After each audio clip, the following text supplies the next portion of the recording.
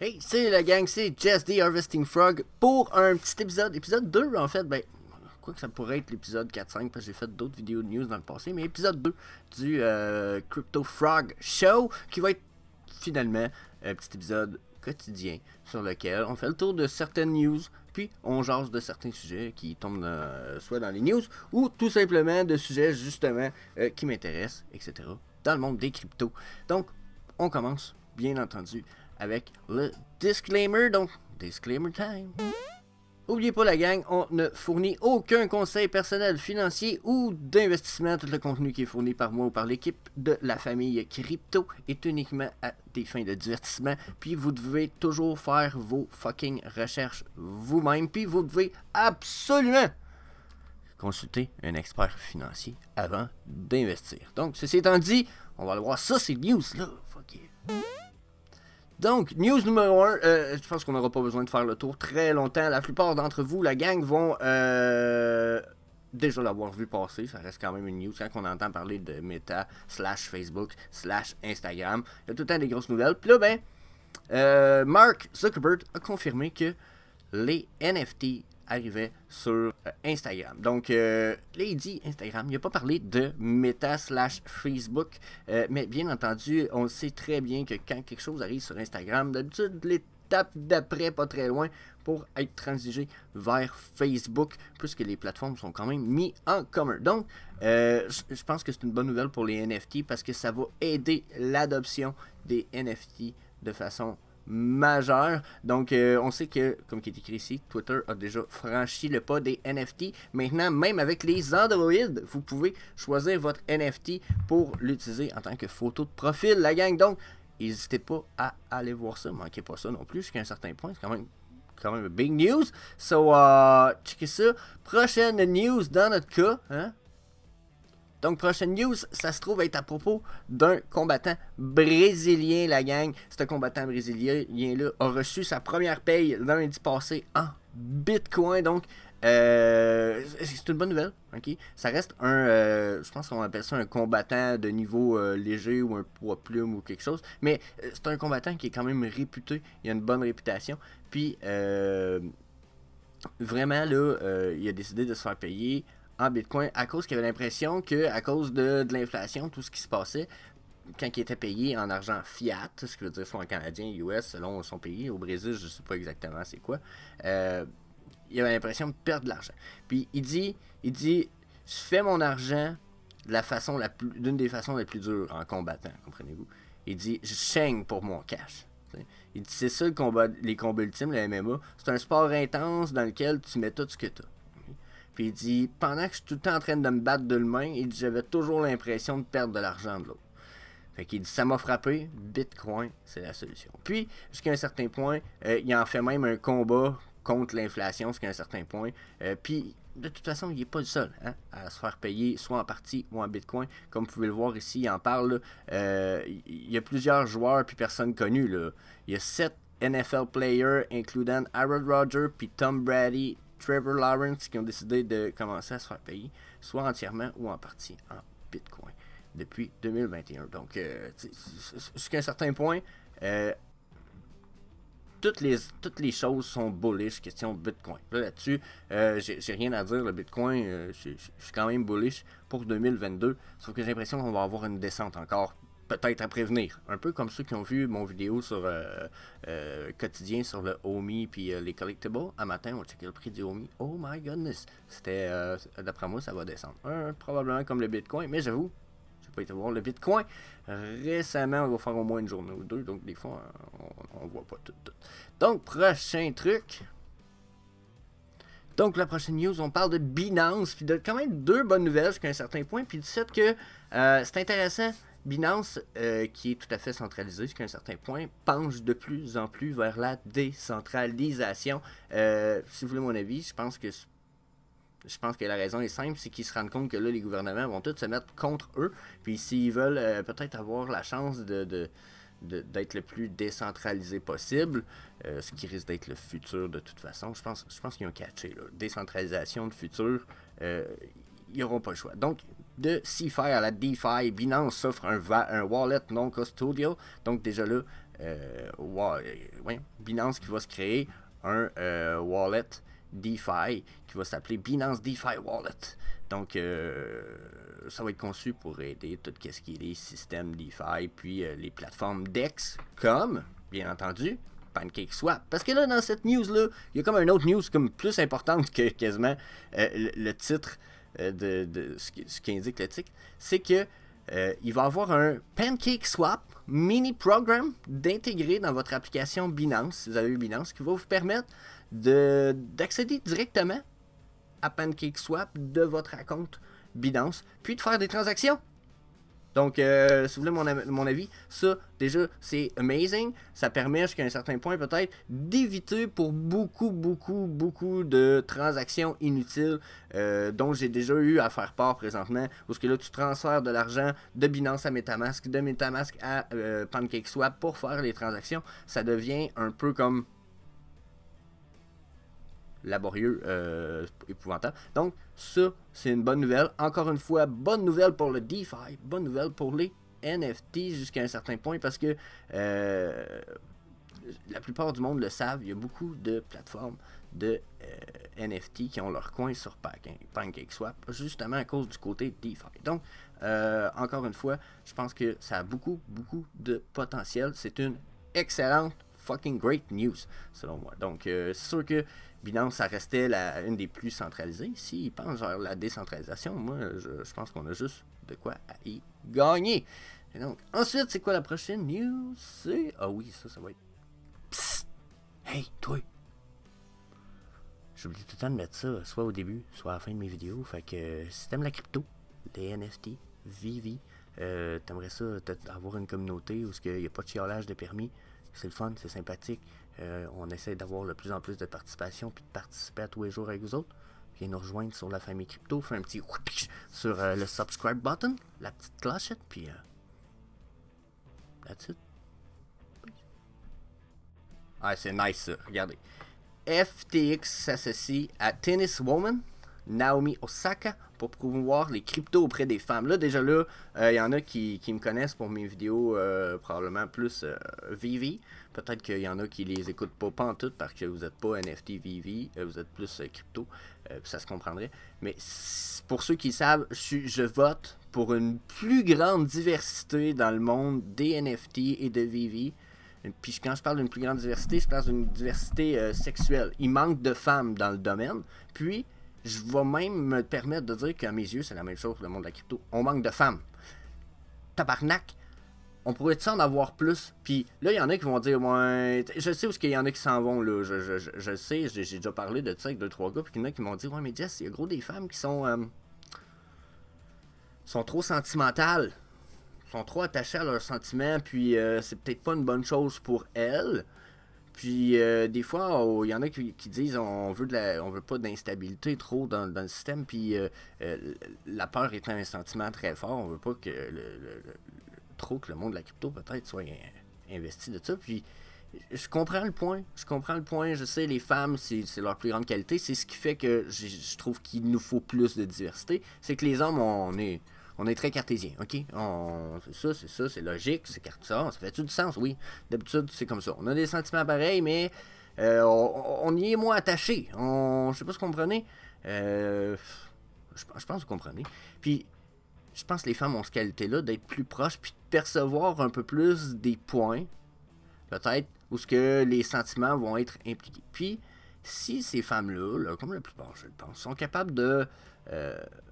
faire réflexion de tout ça, faire introspection de tout ça, dire ok, regardez, quand je vois telle situation, j'ai des sentiments qui sont touchés, qu'est-ce que ça amène ces sentiments-là, qu'est-ce que ça peut créer ces sentiments-là par une masse, par plusieurs personnes, par une communauté plus féminine dans le monde de la crypto, qu'est-ce que ça peut créer, est-ce que ça peut créer des problématiques, est-ce qu'on peut peut-être amener des solutions préventive à des problématiques que ça peut amener peut-être ça peut peut-être nuire à des gens par rapport à des communautés, par rapport à leurs sentiments, que ce soit une communauté homosexuelle, quoi que ce soit. Fait que, dans le monde de la crypto, je pense que ça en prend aussi des femmes. Je pense qu'il y a, comme dans le monde normal, ils ont leur part à faire. C'est sûr que ça peut être très difficile en ce moment d'évaluer tout ça, surtout dans le monde de la crypto peut-être. Dans le monde des NFT, je pense que c'est plus facile parce que l'art, la musique, vous comprenez-vous que ça peut être des choses qui sont plus faciles d'y avoir un lien avec les sentiments. C'est sûr que quand on parle d'argent, mais là on parle surtout de crainte, de peur, puis de sentiments des marchés. Mais encore une fois, je pense que ça a d'allure d'avoir des femmes le plus possible. Puis FTX, tant que moi, ils viennent faire un beau petit coup. Okay? Ils vont la mettre ambassadrice mondiale de la marque FTX. Donc, un peu comme qui a rejoint Tom Brady, puis Stephen Curry. Donc, rendu là, bonne nouvelle, bonne nouvelle. Je suis, comme j'ai déjà dit, all-in, la jante féminine. Ça en prend plus. Puis, si ça amène des problèmes aux yeux de peut-être la plupart, ou certains, ou peu importe, si peut-être aux yeux d'une des personnes qui écoutent cette vidéo en ce moment, vous dites non, ça va amener des problèmes. Si ça amène des problèmes, c'est parce qu'on a déjà besoin de solutions pour ces problématiques-là. Ça fait juste les soulever, je pense. C'est comme quand on n'a pas l'impression que quelque chose est très est peut-être très sale, puis finalement, quand on se met à nettoyer, on se rend compte que notre guinée est beaucoup plus sale qu'on l'aurait cru que ça aurait pu. Donc, c'est le genre de situation où je pense que c'est le même exemple. Ok, je vais vous donner une comparaison. Je pense que si le fait d'amener plus de femmes amène des problèmes du monde de la crypto, ça sera pas différent de dire. Ça sera. C'est. Calice. Comment je vais vous amener ça? À mes yeux, si les femmes apporteraient vraiment un gros problème au monde de la crypto, ça sera pas de leur faute à elles, mais plutôt le fait que ces problèmes-là existaient déjà, étaient à éventualiser déjà, que ce ne sont pas les femmes qui vont causer ça, ou peu importe quelle la communauté, là je parle des femmes, ça pourrait être n'importe quelle communauté, c'est plutôt parce que c'est des choses qui existent déjà, puis qui n'ont peut-être pas été éventualisées, ou qui n'ont pas été travaillées, qui n'ont pas été prévenues, mais c'est déjà des problèmes existants, au même titre que quand les réseaux sociaux sont mis très populaires, il y a beaucoup de gens qui se sont dit « Ah, mais ça rend les gens méchants ». Non, non, ça fait juste révéler ce qui était caché aux gens. Il y a des gens qui sont méchants. C'est comme ça. Puis pourtant, dans la vie de tous les jours, vous allez dire, pourtant, c'est la personne la plus gentille qui a pas... Oui, mais si justement, elle a peut-être des sentiments refoulés, elle a quelque chose, donc elle se défoule là, ou peut-être qu'elle est fervente, puis est passionnée par ce sujet-là, donc dans ces moments-là, elle perd tout, puis c'est facile en arrière d'un clavier, puis d'un écran ou d'un téléphone, donc est-ce que ça a rendu les gens mauvais? Non, ça fait juste dévoiler ce que la personne peut-être pouvait ressentir et vivre, et peut-être même, comprenez-vous? Donc, je pense que ça va être la même chose. Ça va juste mettre à jour des problèmes qui existent déjà. Donc, à mes yeux, on a besoin de plus de diversité intellectuelle. Ça passe par les femmes. Ça passe par toutes les diversités, là, mais intellectuelles, mais les femmes, ça en a une grosse partie, hein, quand même, une partie de femmes, une partie d'hommes majoritaire sur la planète. Hein. Donc, ça, c'était mon point. Je trouve ça amazing. Good news. Super Naomi. C'est bien ça? Ben oui. Super Naomi. Félicitations. Je te lance des fleurs. Tu le mérites. Surtout que tu es déjà en plus une artiste. Non, pas une artiste, mais une athlète. Mettons qui a ses mérites. Hein? Donc, that's it. Donc, après ça, il nous reste une petite news plus 2 articles que je vous suggère d'aller lire parce que ça serait long qu'on en parle. Mais un dernier petit article plus 2 suggestions de lecture pour vous aujourd'hui. Je me dis, waouh, je pense que je pourrais essayer de faire ça dans le futur. Donc, Ethereum, 5,8 milliards d'Ethereum brûlés depuis août 2021. La gang, là, faites le calcul. Faites le calcul. Août, septembre, octobre, novembre, décembre, janvier, février, mars. En 8 mois, on a 5,8 milliards d'ETH en valeur de brûlés. Ça, c'est quand l'article a été écrit à cette date-là.